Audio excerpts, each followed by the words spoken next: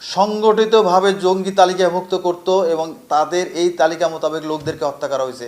তারা এইভাবে সাজায় একজন লোককে জঙ্গি বানায়। এই গ্রুপটাই হলো সেই মিডিয়া যারা বাংলাদেশের স্বাধীনতার বিপক্ষের লোক। এদের কাজই ছিল জঙ্গি নাটক করা। যেগুলো লোক এইগুলো কাজ করবে তাকে অবশ্যই বিচারের আওতায় আনতে হবে। যারা করছে তারা তো মার্ডার কেসের আসামি সবাই। একটা লোকের একদম পরিকল্পিতভাবে তাকে হত্যার সব কিছু তৈরি করে দেওয়া হচ্ছে। তো এটা যদি করে থাকে, এটা যদি প্রমাণ করা যায়, তাহলে অবশ্যই তার শাস্তি দিতে হবে। যারা এগুলোর সাথে জড়িত ছিল তাদের ফাঁসি দিতে হবে, একদম পরিষ্কার কথা।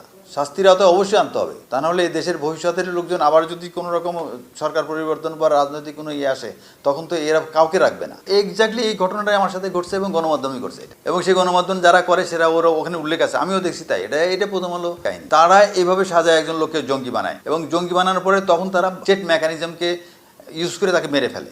আমার ঘটনাও তাই। এবং এটা সর্বশেষ যেটা হয়েছিল সেটা হলো যে আমি যখন এই জঙ্গি নাটক কমপ্লিট আমার লিস্ট করা